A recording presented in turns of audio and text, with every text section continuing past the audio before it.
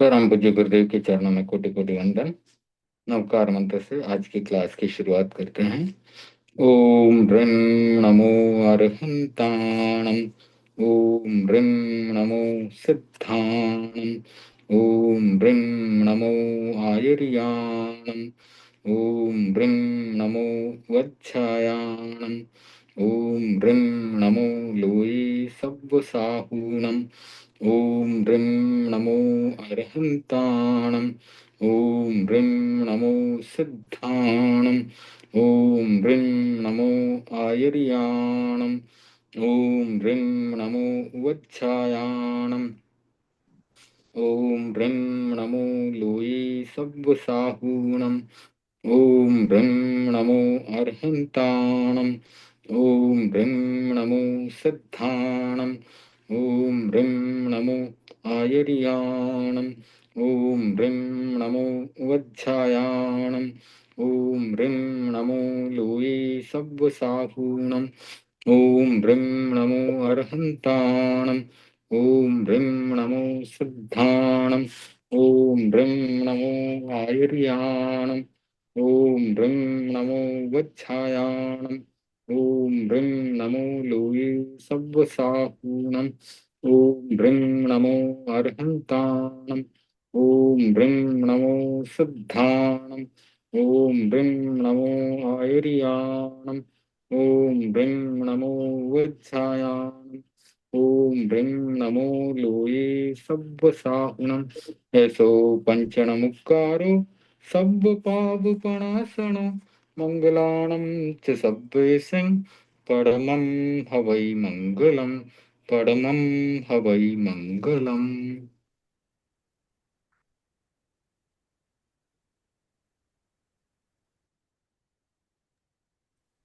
Screen share करता हूँ। कुछ शब्दों की सिद्धि भेजी है, उसको कर लेते हैं।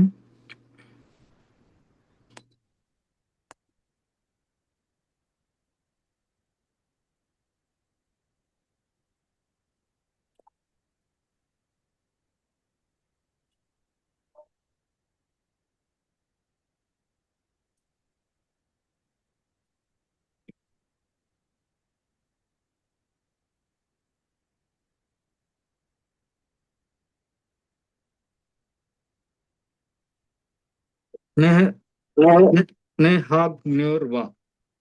स्नेहाग्न्योर्वा, ये सूत्र है। आज नया सूत्र 37 नंबर का है। स्नेह और अग्नि शब्द में जो अंत्य व्यंजन है उससे पूर्व अकार का आगम होता है। तो स्नेह और अग्नि, ये दो शब्द हैं। स्नेह में हलंत स और हलंत न, ये दोनों संयुक्त हैं। तो उनमें से जो अंतिम व्यंजन हलंत न है उसके पहले अ का आगम होगा इस सूत्र के अनुसार। तो हमने वर्ण विन्यास किया हुआ है यहाँ पर। हलंत स प्लस हलंत न प्लस ए प्लस हलंत ह प्लस अह। इसके पहले स्टेप में स्नेह अग्न्योर्वा इस सूत्र को लगाया। तो हलंत स प्लस अ, फिर हलंत न प्लस ए प्लस हलंत ह प्लस अह। अब यहाँ पर नोनाह सूत्र लगाया नेक्स्ट स्टेप में। तो हलंत न का हलंत न बनेगा।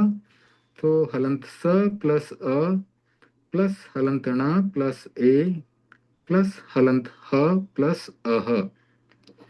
अब नेक्स्ट स्टेप में अतः सिरडोह लगाया। तो अह जो विसर्ग के साथ अ था उसका ओ हो गया। तो हलंत स प्लस अ प्लस हलंत न प्लस ए प्लस हलंत ह प्लस ओ। अभी इनको सबको जोड़ दिया है। तो सणे हो, सणे हो, ये शब्द बन गया। फिर अगला शब्द अग्नि ही लेना चाहिए था मुझे, तो अग्नि ले लेता हूँ। वो सबसे लास्ट में मैंने लिखा हुआ है। अग्नि है, इसी सूत्र से है। स्नेह अग्नियोर्वा। तो हलंत अ प्लस हलंत ग प्लस हलंत न प्लस ई प्लस विसर्ग है। तो स्नेहाग्नियोर्वा सूत्र लगाया। तो इसमें हलंत ग और हलंत न ये दोनों संयुक्त थे, तो हलंत न के पहले आ गया। तो इस स्टेप में, नेक्स्ट स्टेप में हो गया प्लस हलंत ग प्लस प्लस हलंत न प्लस ई और विसर्ग। अब इसमें भी नो नः सूत्र लगाया, तो न की जगह अगले स्टेप में अणा आ जाता है। प्लस हलंत ग प्लस प्लस हलंत णा प्लस ई प्लस विसर्ग। अब ये जो स्त्रीलिंग शब्द होते हैं, इनमें जो ये रस्व ई के साथ विसर्ग होता है, तो उसका दीर्घ ई बन जाता है। इसका सूत्र मैं अगली क्लास में बताऊंगा, या उससे पहले लिख करके भेजूंगा। तो सूत्र यहाँ पर नंबर क्या है? सूत्र सूत्र नंबर? इसमें नहीं है, अच्छा, मैं ठीक। हाँ अलग से भेजता हूँ वो। तो हम्म। इसमें जो रस्व ई थी, उसको दीर्घ ई बन गया, विसर्ग के साथ रस्व ई थी अंत में, उसका दीर्घ ई बनने से ये अगणी ऐसे शब्द बन गया प्राकृत में। अब फिर स्तुति सर है।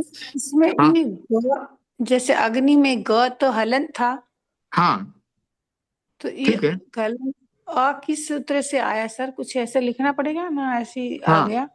हाँ हाँ, जो फर्स्ट स्टेप आप देखें कि स्नेहाग्न्योर्वा, सबसे पहला सूत्र हमने लगाया, ये 37 नंबर का सूत्र है।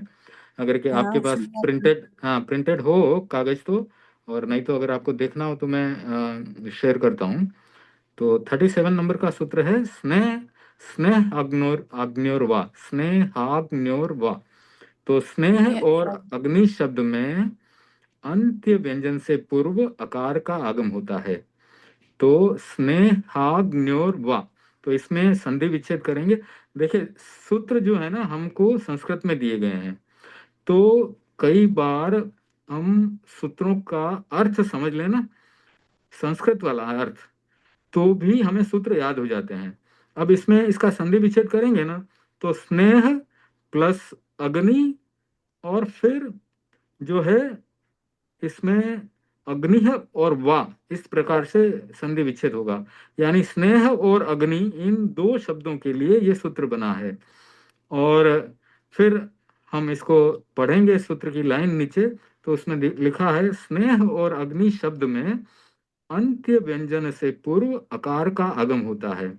तो इनके जो जॉइंट अक्षर है, जो जुड़े हुए संयुक्त अक्षर है ना, उनको हमने पहले तो अलग अलग करके लिख दिया। तो इसमें क्या, हलंत ग और हलंत न, ये दोनों जुड़े हुए थे।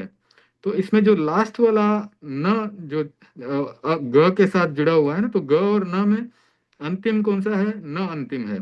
तो उसके पहले का आगम होगा। तो ये सूत्र यही बता रहा है कि स्नेह, स्नेहाग्न्योर वा, इस सूत्र से स्नेह और अग्नि, इन दो शब्दों में जो संयुक्त अक्षर है ना, उनके अंतिम अक्षर के पहले ही आ जाता है, यानी उन दोनों के बीच में आ जाता है, ऐसा समझ लें। तो हमने हाँ स्नेह अच्छा का, हाँ हाँ 37 में ऐसे लिखा है स्नेह, स्नेह और अग्नि शब्द में अंत्य व्यंजन से पूर्व का हाँ आकार का आगम होता है, तो ये हाँ आगम हुआ है। और फिर हाँ छोटी जो ह्रस्व ई थी, वो हम्म, दीर्घ ई हुआ, वो किस अपेक्षा हुआ सर?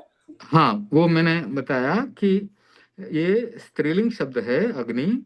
तो स्त्रीलिंग शब्दों में, संस्कृत के जो स्त्रीलिंग शब्द होते हैं, उनमें ह्रस्व ईकार जहाँ पे भी होता है विसर्ग के साथ, उसको दीर्घ ई बन जाता है। वो सूत्र, ये जो आपको सूत्रों का पीडीएफ दिया है ना, इसमें नहीं दिया हुआ है। तो मैं आज या कल या फिर अगली क्लास में, अगली क्लास के पहले पहले उसको भेजूंगा अलग से। तो आज दो शब्द आए हैं अपने पास स्त्रीलिंग वाले, एक तो स्तुति है और एक अग्नि है।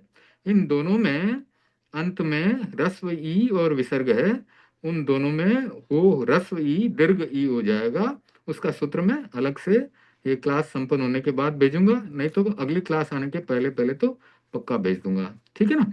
तो हमने आज एक ठीक तो है सर। स्नेह शब्द लिया है, तो और एक अग्नि है शब्द लिया। तो आपको वापस रिपीट कर देता हूँ। स्नेह जो शब्द था, उसमें भी हमने जो ऊपर देख रहे हैं आप, हलंत स प्लस हलंत न प्लस ए प्लस हलंत ह प्लस अह, तो यहाँ पर भी ये स्नेहाग्न्योर वा ये सूत्र लगाया।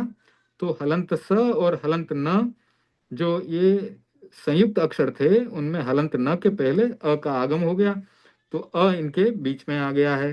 तो इस नेक्स्ट स्टेप में हलंत स प्लस अ प्लस हलंत न प्लस ए प्लस हलंत ह प्लस अह हो गया। अगली स्टेप में नोना सूत्र लगा करके और हलंत न का अणा बना दिया, और इस प्रकार से हलंत स प्लस अ प्लस हलंत ण प्लस ए प्लस हलंत ह प्लस अह। अब यहाँ पर अतः सेरडोह लगा दिया, तो अह जो था वो इसका ओ हो गया। तो जो अकारांत विसर्ग के साथ आता है वहां पर अतः सेरडोह सूत्र लगता है, और अगर इकारांत विसर्ग के साथ आता है ह्रस्व और एक उकारांत विसर्ग के साथ ह्रस्व आता है, उसका सूत्र मैं आपको भेजूंगा, ठीक है ना। तो अब यहाँ पे इनको सबको हमने जोड़ दिया, तो ये सने हो बन गया शब्द। तो ये तो एकदम क्लियर है, इसमें कोई डाउट नहीं है ना। और इसके बाद हमने अग्नि इसमें है, नहीं है, हाँ ये क्लियर है, ये क्लियर है। ठीक है। तो अग्नि है, इसमें भी सबसे पहले स्नेह, स्नेहाग्न्योर्वा ये सबसे पहले सूत्र लगा। तो यहाँ पर जो अ प्लस हलंत ग प्लस हलंत न आरंभ का प्लस ई, उच्चारण सही है सर? स्नेह, किस, स्नेह, स्नेह अग्न्योर्वा, स्नेह अग्न्योर्वा। हाँ इसमें इस प्रकार से करना पड़ेगा, हा के ऊपर थोड़ा सा जोर देंगे ना तो बराबर उच्चारण हो जाएगा अपने आप ही, क्योंकि स्नेह, स्नेह आगे, अग्न्योर्वा, हाँ क्योंकि स्नेह आगे, अग्न्योर्वा। हाँ आगे ग और न दोनों ही हलंत हैं, और फिर सीधे जाकर के य से जुड़ रहे हैं, तो स्नेहाग्न्योर्वा, हाँ ठीक है ना। स्नेह अग्न्योर्वा, स्नेहाग्न्योर्वा। स्नेह हाँ अग्न्योर, हाँ, कृपा हा करें। के, हा के ऊपर थोड़ा सा अपने को जोर देना है बस, स्नेहाग्न्योर्वा, ठीक है ना। स्नेह अग्न्योर्वा। हाँ तो ये भी क्लियर हो गया अभी। इसका एक सूत्र मुझे भेजना है, वो मैं भेजूंगा बाद में, ठीक है ना। तो इसमें भी हलंत ग और हलंत न ये जुड़े हुए थे, उनके बीच में अ का आगम हो गया, और बाकी सब क्लियर है। न का हलंत हलंत न जो था उसका नोणः से अणा बन गया, और इस प्रकार से अगणी बन गया। अंतिम जो ई है विसर्ग के साथ रस्व है उसको दीर्घ ई हो गया, विसर्ग प्राकृत में नहीं होता है, ठीक है ना। तो ई जो था उसका दीर्घ ई बना, और उन सबको जोड़ करके हमने अगणी बना दिया, ठीक है, अगणी। अब हम लेते हैं स्तुति। इसके लिए अगला सूत्र है, वो है 38 नंबर का। इसमें भी देखें आप, स हलंत, त हलंत और स हलंत, इस प्रकार से तीन जो हैं हलंत हैं, और फिर आगे य के साथ जुड़े हैं। तो ये भी उच्चारण थोड़ा सा डिफिकल्ट है, स्तस्य थो समस्त स्तंभे। तो इसमें भी स, त और स इन तीनों के ऊपर हल्का ही रखना है, अंत में य पर जोर दिया तो चलेगा, ठीक है ना। स्तस्य थो समस्त स्तंभे, इस प्रकार से है, ठीक है। तो ये सूत्र के अनुसार क्या होता है कि समस्त और स्तंभ के स्त को छोड़कर, यानी समस्त का जो स्त है उसको छोड़ दीजिए, स्तंभ का स्त है उसको भी छोड़ दीजिए, बाकी के अन्य शब्दों में अगर संयुक्त स्त अगर कहीं मिलता है तो उसको थ हो जाता है, ठीक है। तो इस के आधार पर हमने ये सूत्र यहाँ लगाया, स्तस्य थो समस्त स्तंभे। तो इस सूत्र से क्या हुआ, जो हलंत स प्लस हलंत त प्लस उ प्लस हलंत त प्लस ई और विसर्ग, ठीक है, ये फर्स्ट स्टेप पे था। तो सेकंड स्टेप में क्या हुआ कि हलंत स और हलंत त ये जो संयुक्त अक्षर थे इनको इस सूत्र के आधार पर हलंत थ बना दिया गया। हलंत थ बना करके प्लस उ प्लस हलंत त प्लस ई प्लस विसर्ग। अब यहाँ पर क्वेश्चन आता है कि ये जो हलंत थ है इसमें द्वित्व क्यों नहीं हुआ। तो द्वित्व का रूल ये है कि वो आदि में है तो द्वित्व नहीं होता है, ठीक है ना।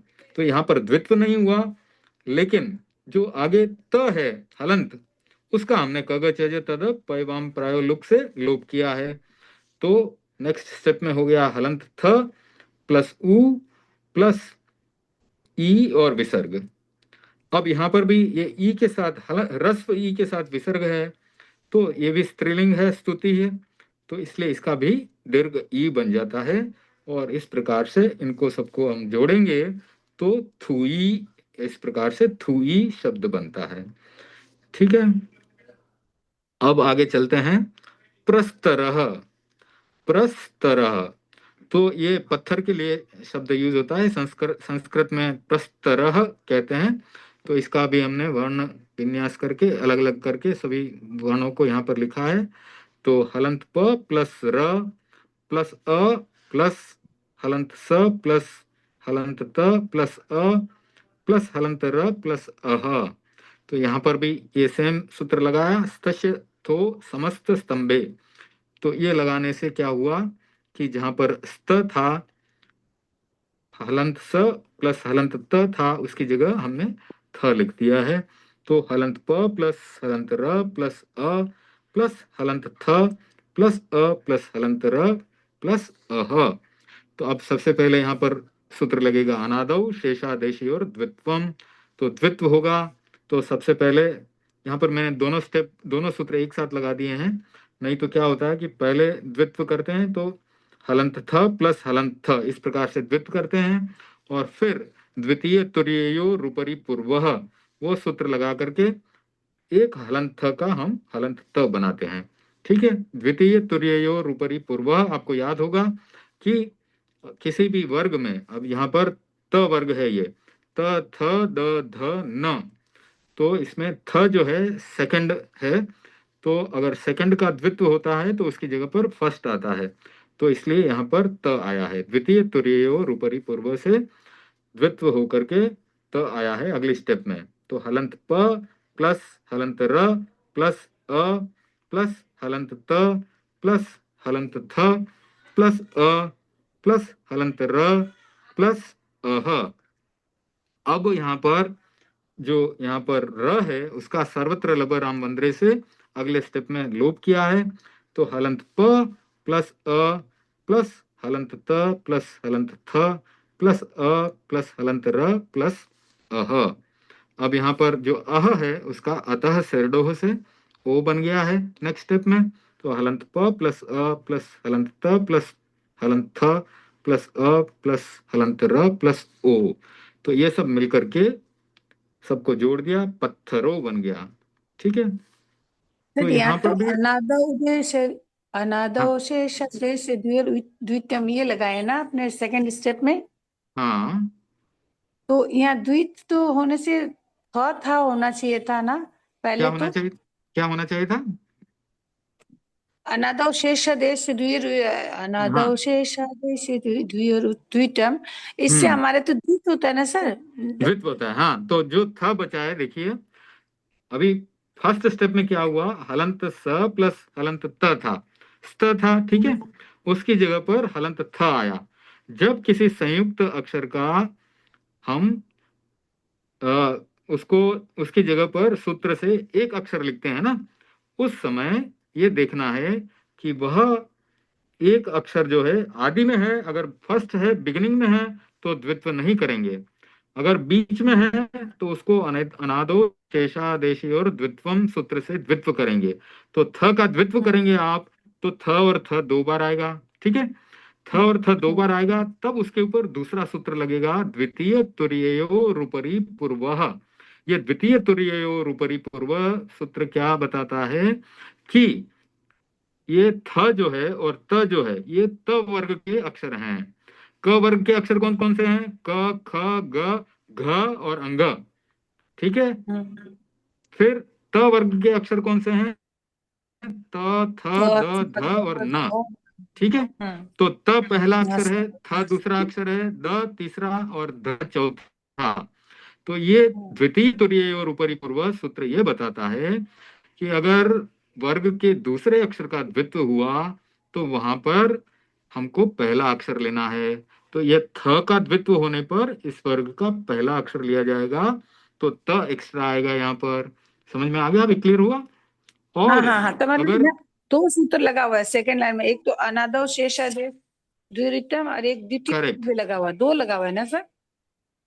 करेक्ट करेक्ट, दोनों लगे हैं हाँ साथ हाँ, में, ये ठीक सब है ना? तो गड़बड़ हो गया। हाँ सर, हाँ कृपा करें। ठीक हाँ है, हाँ सर। ठीक, ओके ओके। तो ओके हाँ, सर। दोनों इधर साइड में मैंने लिखे हैं, दोनों अनादो और कोमा करके द्वितीय, ठीक है ना? क्योंकि जगह कम रहती है ना, तो थोड़ा शॉर्ट में लिख देता हूँ हाँ मैं। हाँ, वो द्वितीय वाला दिखा नहीं सर, दिख गया हाँ सर। हाँ, नहीं कोई कोई बात नहीं, ठीक है। तो अब ये क्लियर हो गया, पत्थरों बन गया, प्रस्तरह से पत्थरों बन गया। अब आप देखें कि अपने राजस्थानी भाषा में भी तो पत्थर ही बोलते हैं, तो कितना आसान है प्राकृत भाषा। मतलब प्राकृत भाषा कई बार मुझे लगता है कि अपनी जो बोलचाल की भाषा है और उस समय की जो बोलचाल की भाषा थी, उसमें ज्यादा फर्क नहीं आया है, लगभग लगभग जो है मिलाव खाती है ये।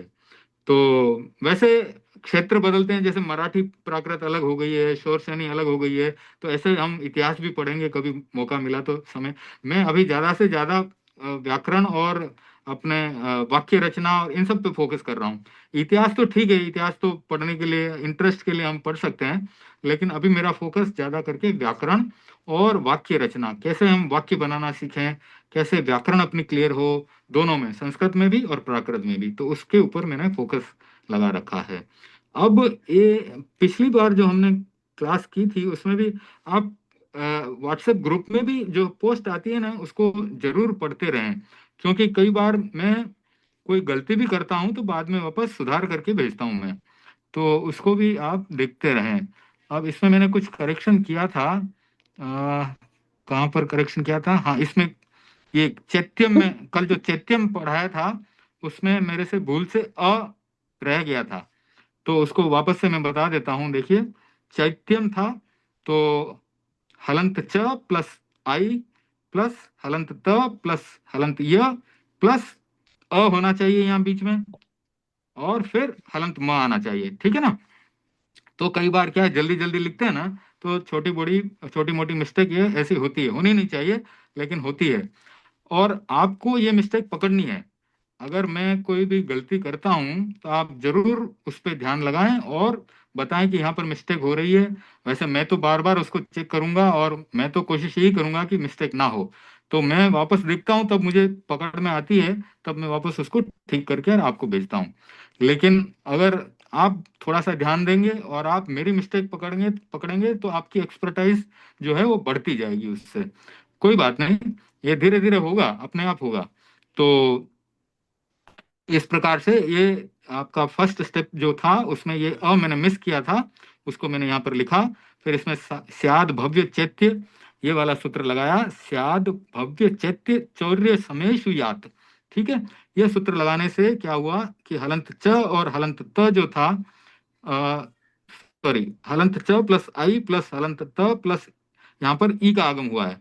ये जो हलंत त प्लस हलंत य है, इसके बीच में ई का आगम हुआ है, क्योंकि इस सूत्र में यही बताया गया कि स्यात भव्य चैत्य शब्दों में और चौर्य के समान अन्य शब्दों में रहे हुए संयुक्त व्यंजन य से पूर्व इकार का आगम होता है। तो यहाँ पर जो ये हलंत य है, इसके पहले हमने ई लगा दिया, और उसके बाद जो मैंने अ मिस किया था वो ऊपर लिखा है, प्लस हलंत म लिखा है। अब यहाँ पर अब क्या है कि आप जितने प्रश्न करेंगे उतना ज्यादा अच्छा है, मेरे लिए भी और आपके लिए भी, ठीक है ना? तो अब कल जो ये मैंने लिख करके भेजा था, इसमें हमारे दुबई के सभा के अध्यक्ष अमित जी हैं, उनकी मम्मी जी हैं प्रकाश जी बैद, मेरे लिए भी माँ के समान ही समझें आप। उम्र है उनकी अच्छी खासी, लेकिन उनको बहुत रुचि है पढ़ने में। वो 100 में से 100 नंबर लाने वाले हैं, और आगम मंथन वगैरह जो भी उनको मौका मिलता है ज्ञानार्जन का, वो छोड़ते नहीं है और अच्छे से अच्छा समय लगा करके और सीखने में लगे रहते हैं दिन भर।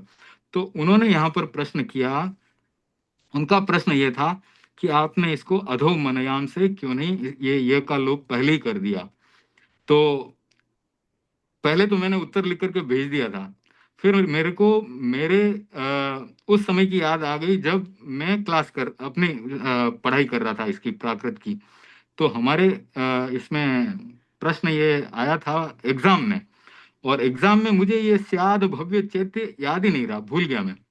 और मैंने क्या किया कि मैंने सिर्फ अधो मनयाम सूत्र लगा दिया, अधो मनयाम से ये का लोप कर दिया, और म की जगह मोनुस्वारम, मोनुस्वारा है सूत्र लगा करके, और एकदम लास्ट 1 मिनट बचा था, तो ये 2-3 लाइनें जो मुझे याद थी वो लिख करके, एत एत, ये जो छोटे छोटे सूत्र थे वो मुझे याद थे, अधो मनियाम, आइत एत और मनुस्वारा, ये लगा करके मैंने और अपनी आंसर शीट दे दी। तो अधो मनियाम, अब बाकी पूरी क्लास ने कगच अजय तद पैवाम प्राय लुक से लोप किया हुआ था, और मैंने अकेले ने सिर्फ ये अधो मनियाम से लोप करके और दे दिया था। तो मुझे शब्द एग्जैक्टली याद नहीं है, चैत्यम था या दूसरा था, हो सकता है कि इनमें से कोई एक था, शायद भव्य या चैत्य या चौरी में से कोई एक था। तो ऐसा मैंने आंसर शीट दे दी। अब वापस चेक करके आंसर शीट मेरे पास आई तो मेरे उसमें 0 दिया हुआ था। अब मैंने जो मतलब जब भी मैं अपनी आंसर शीट देखता हूँ तो चेक करता हूँ, और थोड़ा मुझे ये रहता है मन में कि मैं अपने गुरुजी से जा करके बात करूं और पूछूं कि ये क्यों सही नहीं है। वो उसी प्रकार से आज मतलब कल जो है इनका भी प्रश्न आया मेरे को कि ये अधोमनियाम क्यों नहीं लगाते हैं। तो उसका उत्तर ये है कि अधोमनियाम भी सही है। तो हमारे जो शिक्षक थे उन्होंने वापस जाकर के चेक किया उनका व्याकरण का बुक, और उन्होंने देखा कि अधोमनियाम सूत्र जो है व्याकरण की पुस्तक में ओके है, लगा हुआ है। और उन्होंने फिर मेरे को 3 में से 1.5 नंबर दिया, क्योंकि जो मेन जो सूत्र यहाँ था वो तो स्याद भव्य चैत्य वाला था, वो मैं भूल गया था, वो मैंने नहीं लिखा था। तो 3 नंबर के मार्क में से मेरे को 1.5 नंबर मिल गया। यानी इस प्रकार से अपने को अगर सूत्रों की जानकारी है और सभी सूत्र अपने ध्यान में हैं, अच्छे से पढ़े हुए हैं, उनकी कंडीशंस अच्छे से पढ़ी हुई है, तो हम प्रश्न पूछ सकते हैं।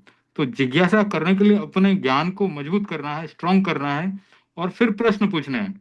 तो वैसे प्रश्न अगर पूछें अपन, तो क्लास के लिए भी, सबके लिए अच्छा नॉलेज मिलता है, जानकारी अच्छी मिलती है अपने को, और जो है दोनों का, क्लास का भी और शिक्षक का भी, दोनों का ज्ञानवर्धन होता है।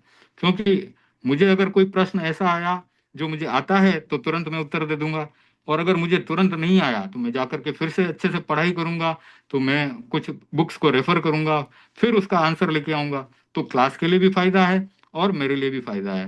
तो आपका मम्मी जी का बहुत बहुत धन्यवाद, इनके प्रश्न बहुत अच्छे आते हैं। तो आपको बहुत बहुत धन्यवाद, मतलब आपके कंटिन्यूस अच्छे से अच्छे प्रश्न आते रहते हैं, और फिर मैं उनका आंसर जो है ग्रुप में भी डाल देता हूँ, ताकि सबकी जानकारी के लिए सबको फायदा मिलता है उसका। तो बहुत ही अच्छी बात है ये, और इसी तरह से मैं सबको प्रोत्साहित करता हूँ, मोटिवेट करता हूँ कि आप सब अपनी पढ़ाई में पूरा ध्यान लगाएं और प्रश्न करते रहें। प्रश्न करने से हम सबको, पूरी क्लास को लाभ मिलेगा। तो अभी ये एक विद्वान वाला भी एक था हमारे पास, उसमें भी जो है मैंने पूरा उस समय पे बना के नहीं भेजा था, उसको भी मैं एक बार वापस से एक्सप्लेन कर देता हूँ, विद्वान वाले को भी। इधर है। तो ये मैंने क्लास में वापस बना करके भेजा था। तो इसमें क्या हुआ है कि हलंत व प्लस ई प्लस हलंत द प्लस हलंत व प्लस आ प्लस हलंत न है। ठीक है ना। तो अब इसमें जो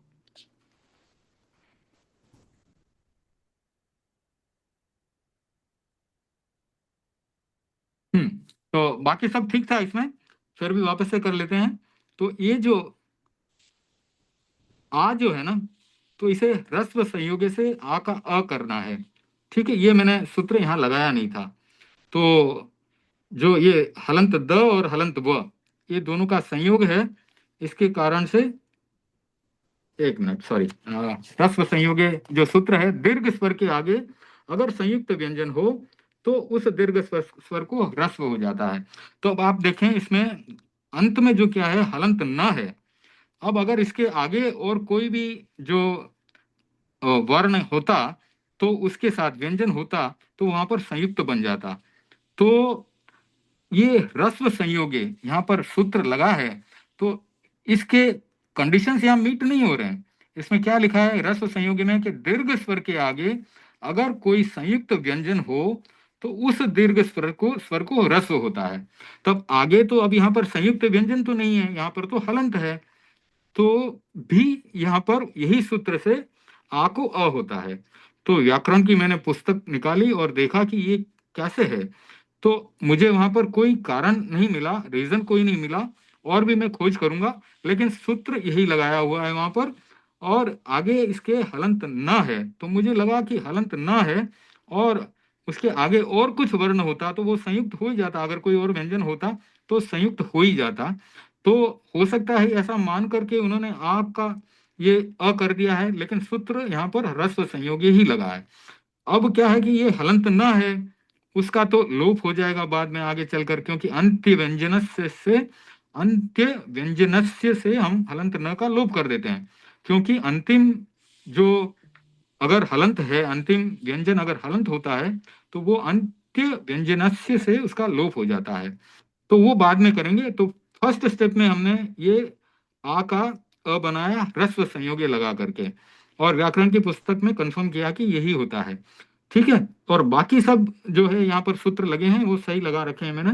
तो हलंत व प्लस ई प्लस हलंत ज प्लस, फिर यहाँ पर फर्स्ट स्टेप में ही अपने को हलंत अ कर देना है, और उसके बाद में ये त्व थ्व ध्व वाला सूत्र लगा करके, और व का हमने यहाँ पर ज बनाया है, ध्व का ज बनाया है। तो फर्स्ट स्टेप में आ का अ कर लीजिए, और सेकंड स्टेप में त्व थ्व ध्व वाला सूत्र, उसका नंबर भी बता देता हूँ, वो है 31 नंबर सूत्र। त्व थ्व ध्व ध्वाम च छ ज जाह क्वचित। तो ये वाला सूत्र लगाएंगे तो द्व का यहाँ पर हलंत ज बन जाता है। तो ये सेकंड स्टेप में करना है अपने को।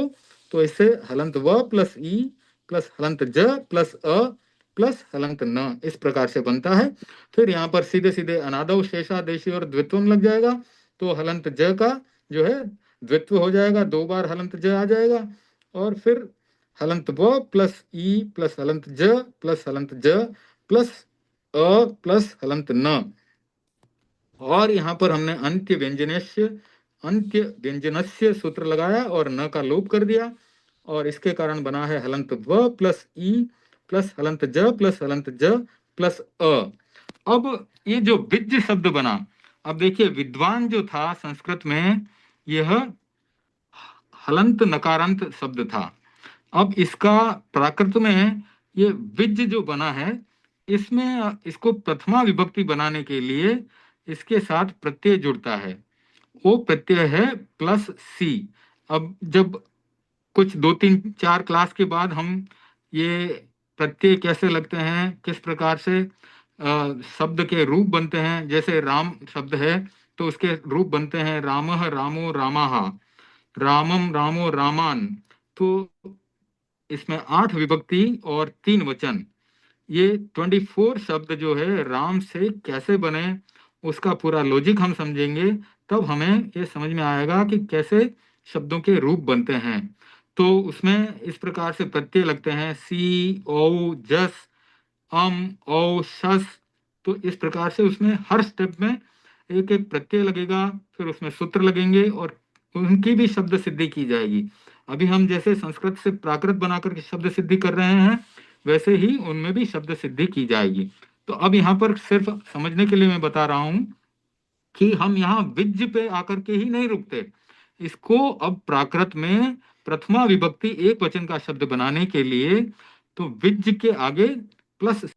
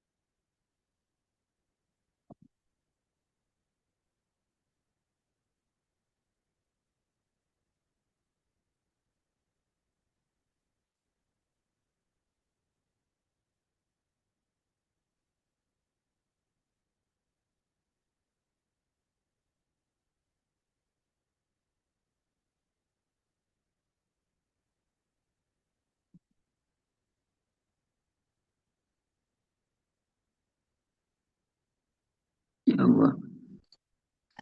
सॉरी, डिस्कनेक्ट हो गया था। तो आवाज आ रही है हम्म। अभी? हाँ, अरे अच्छा, स्क्रीन शेयर हो रहा है? नहीं, आप हाँ, स्क्रीन शेयर भी हो रहा है, दिख रहा है हाँ आपका। ठीक है, शेयर स्क्रीन हो रहा है, हम्म। ठीक है, ओके ओके। मेरा थोड़ा वाईफाई का कनेक्शन था, वो कुछ तकलीफ हो गई उसको। ओके, तो मैं वापस से लेता हूँ। हाँ, तो मैं ये बता रहा था कि जो विज बना है इसके आगे प्लस सी लगता है, और अतः शेरडो से सी की जगह पर डो आता है। स्क्रीन शेयर उसमें, नहीं हो रहा सर? हाँ जी, स्क्रीन शेयर नहीं हो रहा तो? नहीं हुआ। नहीं, देखता हूँ, हमको तो नहीं दिख रहा। करता हूँ, वापस करता हूँ, मैं करता हूँ, वापस अभी करता चला गया, अभी चला गया, पहले तो हूँ। था। ओके, वापस करता हूँ मैं। Share, share screen. ओके, अभी आ जाएगा। हम्म, ओके, आ गया। तो आ गया ना, ठीक है।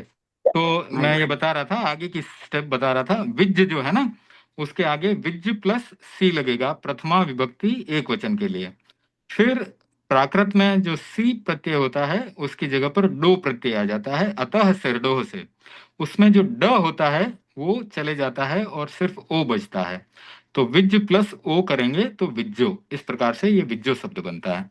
ठीक है, तो इसमें भी जो है ये भी पूरा मैंने उस दिन एक्सप्लेन नहीं किया था, तो आज ये भी मैंने एक्सप्लेन कर दिया है। अब मैंने आज फर्स्ट जो चैप्टर था संस्कृत का, उसका आपको आंसर, जो अभ्यास का जो है आंसर लिख करके भेजा है, तो आप उसको देख लीजिएगा। पहले स्वयं बनाने की कोशिश करिएगा। मैंने 9 चैप्टर भेज दिए हैं एक साथ आज। अब उसमें अभ्यास 1, 2 और 3 हम कर चुके हैं, तो आज मैंने 1 के आंसर भेजे हैं। आप अपना बना करके, खुद से बना करके इससे इसके साथ कंपेयर कर लीजिएगा, और कोई प्रश्न है तो वो पूछ लीजिएगा। ठीक है, आज फिर हम आगे चलेंगे संस्कृत की कहानी पर। ये संस्कृत की पुस्तक शेमुशी जो है आचार्य श्री महाश्रमण जी की लिखी हुई है, और आप वहाँ पर प्राप्त करना चाहें तो वहाँ से आपको गुरुदेव के चतुर्मास में मिल जाएगी, मोस्ट लाइकली वहाँ अवेलेबल रहती है। नहीं रहेगी तो आप मुझे बताना, फिर हम बात करेंगे उनसे और अवेलेबल कराने की कोशिश करेंगे।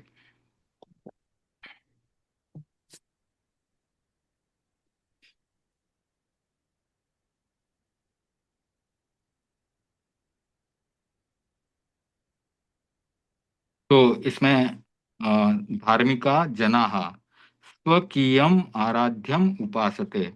तो अब देखिए क्या क्या है इसके अंदर। धार्मिका यानी धार्मिक, जनाः यानी मनुष्यों के लिए, व्यक्तियों के लिए। तो जनाः के लिए हमने एक तो नरः शब्द पढ़ा था, जनः, नरः, मनुष्य। तो 3 शब्द हमारे को पता चल गए। जनः का जनाः हुआ है, यानी ये किसके लिए है? बहुवचन के लिए है। तो जो धार्मिक लोग हैं, स्वकीयम आराध्यम उपासते। स्वकीयम यानी अपने स्वयं के, आराध्य जो आराध्य होते हैं, आराध्यम और फिर उपासते उनकी उपासना करते हैं। तो जैसे हम आचार्य जी के पास जाते हैं, गुरुदेव के पास जाते हैं और साधु संतों के पास में बैठते हैं, उनकी उपासना करते हैं। तो यहाँ पर यही लिखा है कि जो धार्मिक लोग हैं वे अपने अपने आराध्य आराध्य की उपासना करते हैं। हम तीर्थंकरों की उपासना करते हैं। ठीक है, धर्मस्य क्षेत्रे उपासनाया भक्त्या वा मूल्यम वरीवर्ती। तो धर्म के क्षेत्र में, धर्मस्य क्षेत्रे, धर्मस्य में षष्ठी विभक्ति लगी है, धर्म के क्षेत्र में सप्तमी विभक्ति लगी है। धर्म के क्षेत्र में उपासनाया भक्त्या वा, यानी उपासना और भक्ति का, मूल्यम वरीवर्ती, मूल्य बहुत अधिक है। ठीक है, धर्म के क्षेत्र में उपासना और भक्ति का मूल्य बहुत होता है। धर्मस्य महत्वपूर्णम अपरम तत्वम सदाचारः। धर्मस्य, फिर से षष्ठी विभक्ति, धर्म का महत्वपूर्णम अपरम तत्वम। तो धर्म का महत्वपूर्ण पूर्ण, अपरम यानी ऊपर का, तत्व सदाचार है। तो धर्म का महत्वपूर्ण और बढ़कर के ऊपर का तत्व जो है वो सदाचार है। तस्य धार्मिक्या सामाजिक्या च दृष्टिया विलसति प्रोन्नतम पदम। तो उसका धार्मिक और सामाजिक दृष्टि से उन्नत पद है। ठीक है, नास्तिकेनापि मनुजेन सदाचारिणा भाव्यम। तो जो नास्तिक मनुष्य होते हैं वे भी सदाचार, नास्तिकेनापि मनुजेन सदाचारिणा भाव्यम। तो जो नास्तिक मनुष्य जो होते हैं वे भी सदाचारी हो सकते हैं। भाव्यम मतलब? भव्य, भाव्यम, अच्छा। भू से, भू धातु से ये सारे बने हैं। मतलब जो नास्तिक मनुष्य जो है वो भी सदाचारी हो सकते हैं या होना चाहिए। यतः स्वस्थ समाज संरचना भवेत। तो उससे क्या होगा, नास्तिक मनुष्य भी अगर सदाचारी बन जाता है, भले उसको भगवान में विश्वास नहीं हो कोई बात नहीं है, लेकिन उसका आचार अगर अच्छा है तो क्या होगा उससे, यतः स्वस्थ समाज संरचना भवेत। तो यानी उससे क्या होगा कि स्वस्थ समाज की संरचना होगी। तो भले उसका पूजा में या और कोई उपासना पद्धति में या भगवान में विश्वास न भी हो, लेकिन उसका अगर आचार अच्छा होगा तो स्वस्थ समाज की संरचना हो सकती है। कश्चिन मुनिः स्वकुटीरे योग निद्रायाम शयान आसित।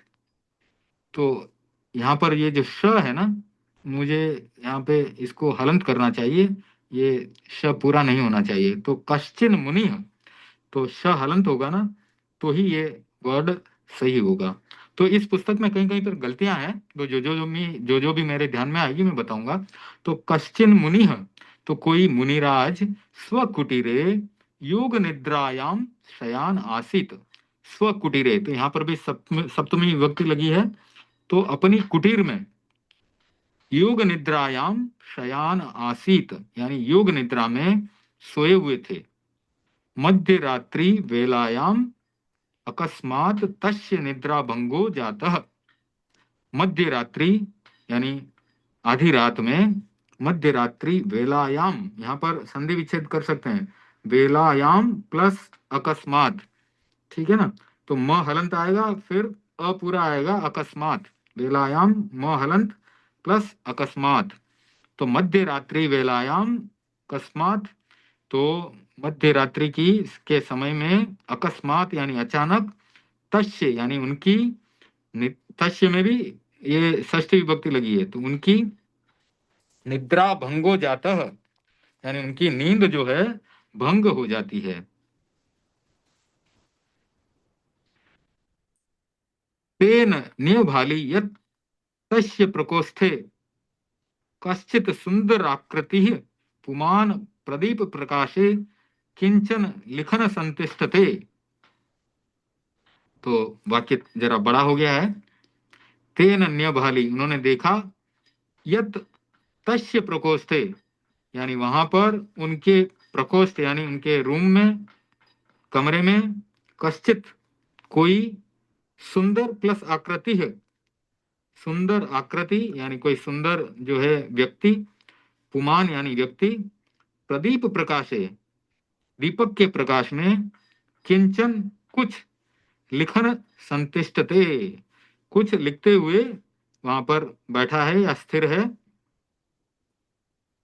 मुनिना पृष्ठम, तो मुनि प्रश्न करते हैं, को भवान, कुतो भवान, किमर्थम अत्र भवान, किम कुर्वन् भवान, कौन हो, कहां से आए हो, किम अर्थम अत्र भवान, किमर्थ ये शब्द है, इसका संधि विच्छेद करें, किम अर्थम अत्र भवान, यानी तीन तीन जो शब्द हैं एक ही में संधि करके जोड़ दिए गए हैं, ठीक है।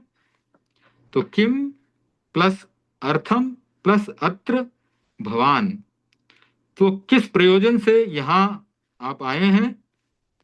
किम कुर्वन् भवान, आप क्या कर रहे हैं। अब आगंतुक का जवाब सुने।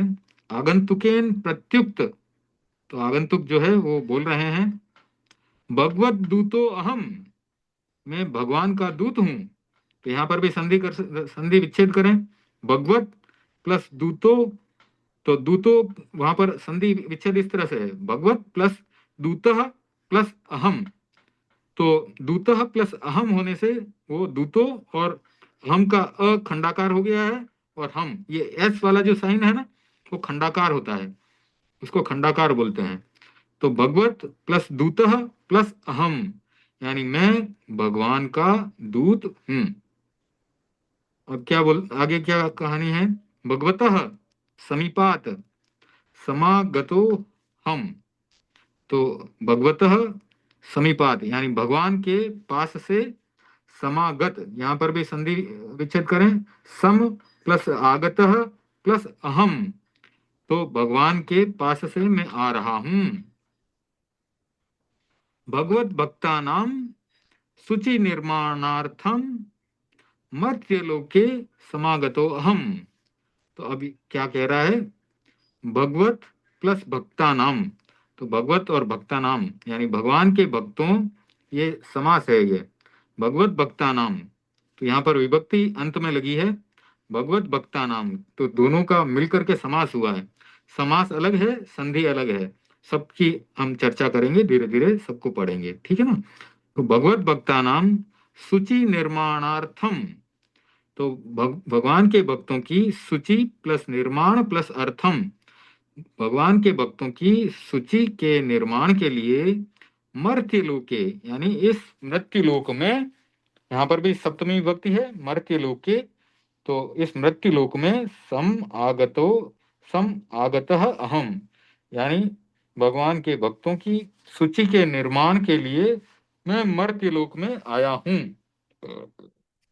सम आगतो, सम मतलब सम यानी सम्यक रूप से, आगत है यानी आया हूं, हम्म। सम जो है वो उपसर्ग है, ये उसके बारे में भी पढ़ेंगे हम, ठीक है। जैसे अ लगा दिया तो विपरीत अर्थ हो जाता है ना। समझ, हाँ ठीक। हाँ, सत्य असत्य, तो ये उपसर्ग जो लगते हैं वह अर्थ को हम्म। परिवर्तित कर देते हैं शब्द के। तुच्यम अश्याम प्रथमम नाम तत्र भवत एव लिख्यते तराम मया। तो सूच्यम अश्यम यानी इस सूची में, प्रथमम नाम पहला नाम, तत्र भवत एव लिख्यते तराम मया, तो वो क्या कह रहा है कि इस सूची में, तो भगवान के भक्तों की जो सूची में बना रहा हूं, इस सूची में पहला नाम वहां पर आपका लिख रहा हूं, मेरे द्वारा आपका लिखा जा रहा है, इस प्रकार से वाक्य बनाया है ये, ठीक है। अब मुनिराज क्या कहते हैं? साधु उवाच, इसमें संधि हुई है साधु और फिर आगे है उवाच, तो ये विसर्ग संधि है ना, वो कैसे होती है उसके बारे में भी पढ़ेंगे, उसके भी सूत्र हैं। तो साधु उवाच, साधु कहते हैं, साधु भगवान कहते हैं, ना हम भगवत भक्त, मैं भगवान का भक्त नहीं हूं, न प्लस अहम भगवत प्लस भक्त, तो मैं भगवान का भक्त नहीं हूं। ना हम मंदिर आदिकम गच्छामि, तो यहाँ पर संधि क्या हुई है? मंदिर प्लस आदिकम गच्छामि, न प्लस अहम, यानी कि मैं मंदिर आदि में नहीं जाता हूं। न च भगवतो नाम जपामि, यानी कि न ही मैं, तो च आता है और के लिए, यानी दो वाक्यों को जोड़ा है कि न तो मैं मंदिर आदि में जाता हूं और न ही मैं भगवान का नाम जपता हूं, ठीक है। न च भगवतो नाम जपामि, कृपया भगवत भक्तानां सूच्यां ममाभिधानम नैव लेख्यम। तो इसमें ये बताया गया आगे कि कृपया, कृपा करके, भगवत भक्तानाम भगवान के भक्तों की सूच्याम, इस सूची में, मम प्लस अभिधानम, तो संस्कृत में नाम का अच्छा शब्द है अभिधान, मम प्लस अभिधानम यानी मेरा नाम, नैव लेख्यम यानी कभी मत लिखना, नैव यानी न प्लस एव, कभी भी मत लिखना, इस प्रकार से मुनिराज बोल देते हैं उनको। नेक्स्ट,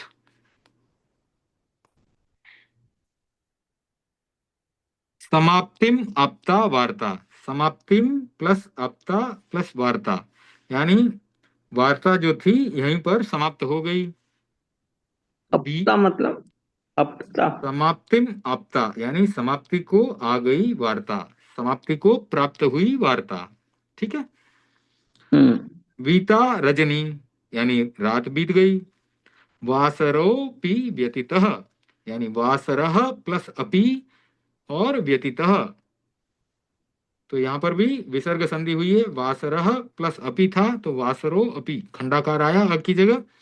व्यतीतः यानी दिन जो था वो भी बीत गया, यानी वो वाली रात बीत गई। फिर दूसरे दिन जो दिन उगा वो भी बीत गया।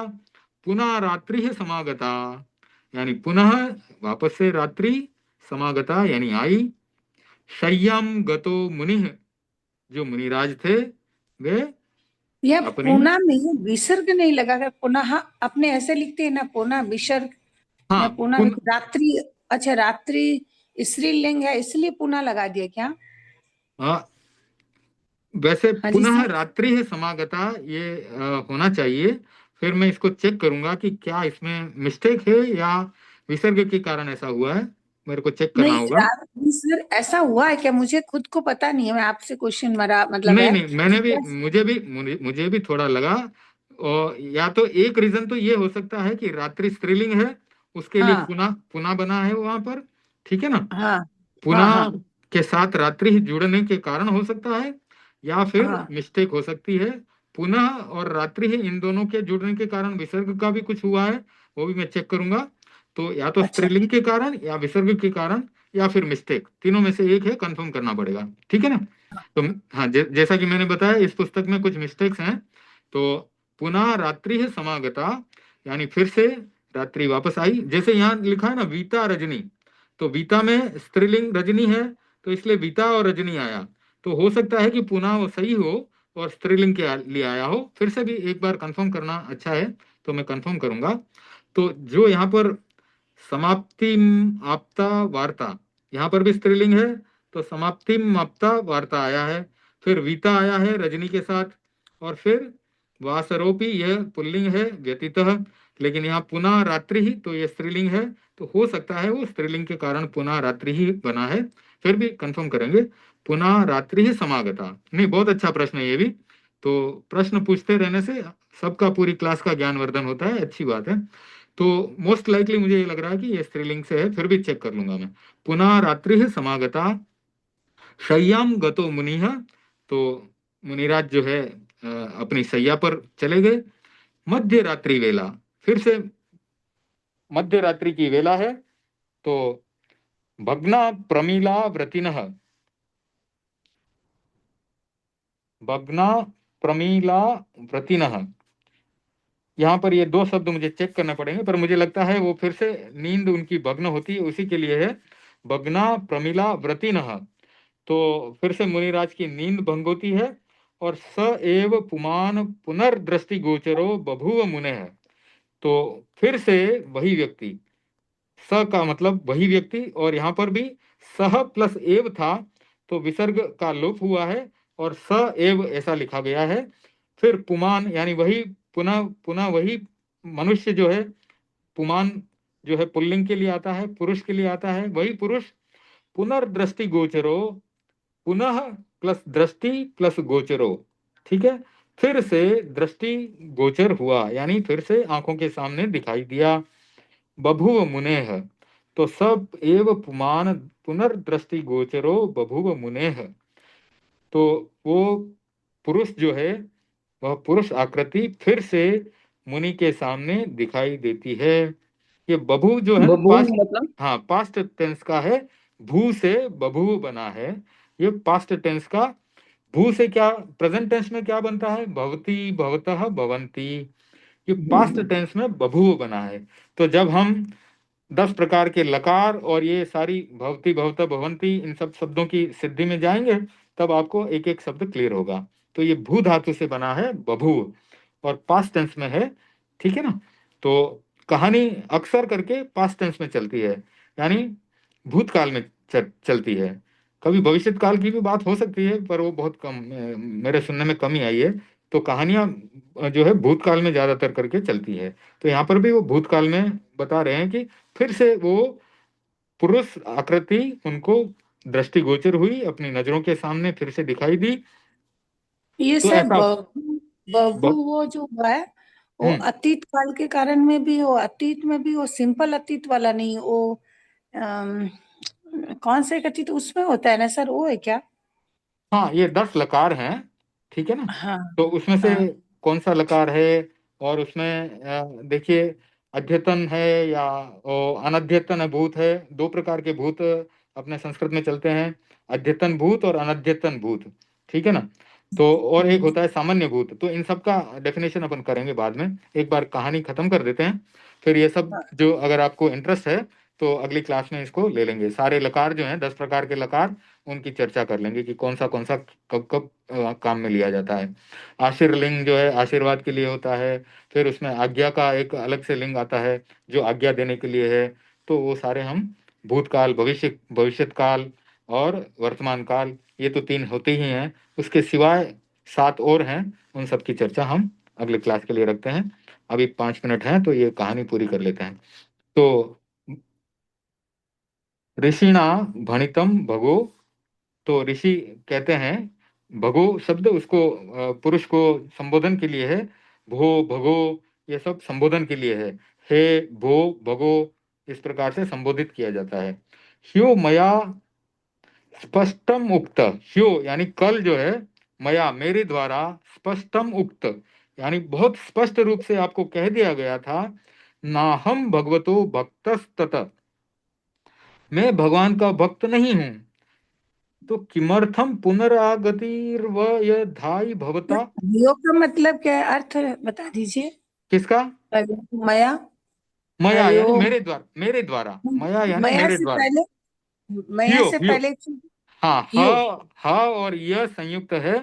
हियो, हियो यानी बीता हुआ कल, कल अच्छा, में, यो हाँ, मतलब, हाँ अच्छा मैंने हाँ, कल मेरे को आपको पता नहीं था स्पष्ट सर, रूप से पता नहीं कहा था, था। हाँ, ठीक है ना। मेरे को पता नहीं था सर। हाँ हाँ, नहीं कोई बात नहीं, कोई बात नहीं। तो हियो का मतलब बीता हुआ कल। तो ये सारे आएंगे, अपने संस्कृत के जो लेसन्स भेजे ना उसमें आएंगे, एक एक करके ये शब्द सारे आएंगे। तो आ, तो यहाँ पर यह बताया उन्होंने कि मेरे द्वारा आपको कल स्पष्ट रूप से कहा गया था कि मैं भगवान का भक्त नहीं हूं। तो किस अर्थ में, किस प्रयोजन से पुनरागति यानी फिर से आप यहाँ पर आए हैं? तो भवता यानी आप, किस प्रकार से, आप किस या किस प्रयोजन से फिर से वापस आ गए आप? तो भगवत दूत प्रोवाच, भगवत दूत ने कहा, महामानव यानी मुनिराज को महामानव के रूप में संबोधित किया। कल्ये यानी बीते हुए कल, कल भी शब्द, ये शब्द कल्ये शब्द हमारे उसमें उत्तराध्ययन में भी आया था, आपको याद होगा, वहां पर भी कल शब्द आया था। और उसका अर्थ आचार्य श्री महाप्रज्ञ जी ने 2 अर्थ बताए वहां पर, कल के रूप में भी बताया, और उन्होंने एक और अर्थ बताया था कि स्वास्थ्य के रूप में भी शायद बताया था। तो वो भी वापस चेक कर लेंगे। तो 2 अर्थ बताए थे वहां पर, लेकिन यहाँ पर कल वाला अर्थ सही है। कल्ये मया तेषाम नर पुंगवानाम सूचि निर्मीयते स्म, यानी कल में उन महापुरुषों की सूची बना रहा था, येभ्यो भगवान प्रिय, जिनको कि भगवान प्रिय लगते हैं या जो भगवान की भक्ति करते हैं। तो कल मैं उन महापुरुषों की सूची बना रहा था, नरपुंग यानी महापुरुष, नरों में जो ऊंची श्रेणी के लोग हैं उनकी सूची बना रहा था जो कि भगवान को प्रिय हैं। अध्याहम तेषाम पुरुष सिंहानाम नामानि लिखामी, यहाँ देखिए पुरुष सिंह शब्द फिर से आ गया, वो उसमें अपने उत्तराध्ययन में भी पुरुष सिंह शब्द आया था, और हमारे प्रतिक्रमण में भी, नमुत्थुणन में भी पुरुष सिंह शब्द आता है। तो अध्याहम, अद्य अहम यानी अभी मैं। तो अद्य शब्द ऑलरेडी हमारे संस्कृत के 4 लेसन में, 3rd लेसन में शायद आया है, चेक कर लेना आप। तो अद्य अहम तेषाम यानी अभी मैं उन पुरुष सिंह यानी पुरुषों में जो सिंह हैं उनके नामों को लिख रहा हूं, ये किल भगवते प्रिया, जो सिर्फ भगवान को प्रिय हैं। ठीक है। तो पहले जो व्यक्ति भगवान को प्रिय मानते थे उनकी सूची में बना रहा था, अब भगवान को कौन प्रिय लगते हैं उनकी सूची बना रहा हूं। समझ में आ रहा है ना? तो कल क्या सूची बना रहे थे? ऐसे भक्त जो जिनको कि भगवान प्रिय हैं, जो हर समय भगवान का नाम लेते रहते हैं, उनको भगवान का नाम बहुत अच्छा लगता है। अब आज उल्टा है, आज मैं वो सूची बना रहा हूं, ऐसे भक्तों की सूची बना रहा हूं, ऐसे लोगों की सूची बना रहा हूं, भगवान जिनको याद करते हैं, जो कि भगवान को प्रिय हैं। तो आगे पढ़ते हैं, तत्र भगवान भगवती श्रद्धाति न वा, परंतु भगवानस्तु कृपा परो अत्र भवति। तत्र भगवान यानी वहां पर भगवान भगवती श्रद्धाति नवा, यानी वो कहना चाह रहा है कि अगर आपकी श्रद्धा भगवान में न हो तो कोई बात नहीं है, परंतु भगवानस्तु कृपा परो अत्र भवति, यानी भगवान की जो कृपा है वो आपके ऊपर है फिर भी, यानी आप भगवान पर श्रद्धा करें या ना करें कोई बात नहीं, लेकिन भगवान की कृपा आपके ऊपर बहुत है। यतो ही भगवान प्राणि मात्रम प्रति मैत्री भावनाम तनोति। यतो ही भगवान प्राणि मात्रम प्रति मैत्री भावनाम तनोति, यानी जो व्यक्ति प्राणी मात्र के प्रति मैत्री की भावना रखते हैं, वो उनको भगवान भी याद करते हैं। ऐसे लोग भगवान को प्रिय हैं, तो मैं उनकी सूची आज बना रहा हूं। हाँ तनोती मतलब तनोती। हाँ, तो ये शब्द के अर्थ में इस प्रकार से हुआ है, यतो ही भगवान प्राणी मात्रम प्रति मैत्री भावनाम तनोति, यानी जो मैत्री भावना रखते हैं प्राणी मात्र के प्रति, तनोति यानी यहाँ पर रखते हैं अर्थ में प्रयोग में आया है। तो यतो ही भगवान प्राणी मात्रम प्रति मैत्री भावनाम तनोति, यानी प्राणी मात्र के प्रति आप मैत्री भावना रखते हैं, इसलिए मैं आपका भी नाम इस लिस्ट में लिख रहा हूं। यथा चोक्तम, अब ये बहुत ही बढ़िया श्लोक है, मुझे तो बहुत ही अच्छा लगता है। तथा तथा चोक तथा च उक्तम, इसीलिए कहा गया है।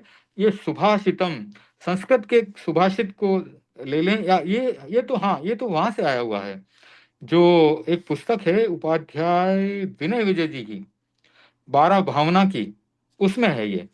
सत्वेषु मैत्री, गुणीषु प्रमोदम, क्लिष्टेषु जीवेषु कृपापरत्वम, मध्यस्थ भावम विपरीत वृत्तो, सदा ममात्मा विदधातु देव। तो इसका अर्थ है सत्वेषु मैत्री, यानी सत्वों से, जीवों से जिसकी मैत्री की भावना है। यहाँ पर 4 भावनाएं हैं इस श्लोक में। तो प्राणी मात्र के प्रति मैत्री की भावना, उसका सत्व, सत्व आपको पता ही है, जीवों के लिए कहा गया है सत्व। और सत्वेषु मैत्री, यानी प्राणी मात्र के प्रति मैत्री की भावना हो। गुणीषु प्रमोदम, यानी जो गुणी व्यक्ति हैं उनके प्रति प्रमोद की भावना हो। तो जब गुणी व्यक्तियों के प्रति प्रमोद की भावना होगी तभी हम स्तुति कर पाएंगे। जैसे अरिहंत और सिद्ध भगवान, उनके गुणों को देख करके हम फिर प्रमोद भावना होने से स्तुति करते हैं। तो हमारे जो 5 पदों में अरिहंत, सिद्ध, साधु, आचार्य और उपाध्याय हैं, उनके गुणों की हम स्तुति करते हैं। तो यह एक प्रमोद भावना है। फिर आया क्लिष्टेषु जीवेषु, क्लिष्टेषु जीवेषु कृपा परत्वम, यानी इस संसार में बहुत ही जीव दुखी हैं, क्लिष्ट हैं, उनके प्रति कृपा की भावना, दया की भावना। तो ये दया की भावना सभी जीवों के प्रति हमारी हो। और मध्यस्थ भावम विपरीत वृत्तो, तो जो आपके विपरीत वृत्ति करते हैं, जो आपके अनुकूल नहीं चलते हैं, उनके ऊपर गुस्सा नहीं करना है, उनके ऊपर रोष नहीं करना है, उनके प्रति क्या रखें, मध्यस्थ भाव, उदासीन भाव। सदा ममात्मा विदधातु देव। तो यहाँ पर ये 4 भावनाएं आ गई, मैत्री की, प्रमोद की, और दया की, और उदासीन भाव, मध्यस्थ भावना। तो सदा ममात्मा विदधातु देव, यानी हे देव, ये चारों भावनाएं मेरी आत्मा में हर समय निवास करें। ठीक है, तो आज की ये बहुत बढ़िया कहानी आचार्य श्री महाश्रमण जी के द्वारा लिखी हुई है। तो ये संपन्न होती है, और आज की मीटिंग को भी हम संपन्न करेंगे। थोड़ा समय ज्यादा ले लिया, उसके लिए इच्छामि दुक्कडम, क्षमत कामना आप सबसे। स्टॉप शेयर करता हूँ और मंगल पाठ के साथ इसको संपन्न करते हैं। ओम ह्रीं नमो अर्हन्ताणम्, ओम ह्रीं नमो सिद्धाणम्, ओम ह्रीं नमो आयर्याणम्, ओम ह्रीं नमो वज्रायाणम्, ओम ह्रीं नमो लोये सव्व साहुणम। ऐसो पंच नमुक्कारो सव्व पाप पणासनो मंगलाणं च सव्वेसिं परमं हवै मंगलम। चत्तारि मंगलम अरहंता मंगलम सिद्धा मंगलम साहु मंगलम केवली पणत्तो धम्मो मंगलम। चत्तारि लघुत्तमा अरहंता लघुत्तमा सिद्धा लघुत्तमा साहु लघुत्तमा केवली पणत्तो धम्मो लघुत्तमो। चत्तारि शरणं प्रवज्जामि अरहंते शरणं प्रवज्जामि सिद्धे शरणं प्रवज्जामि साहु शरणं प्रवज्जामि केवली पणत्तं धम्मं शरणं प्रवज्जामि। विघ्न हरण मंगल करण स्वाम भिक्षुनो नाम गुण ओळख स्मरण कर्या सरे चिंत्या काम सरे अचिंत्या काम सरे अचिंत्या काम। ओम अरहम। हम सब परम पूज्य गुरुदेव के प्रति बहुत बहुत आभारी हैं। Thank you for joining today. जय जिनेन्द्र। जय जिनेन्द्र। जय जिनेन्द्र।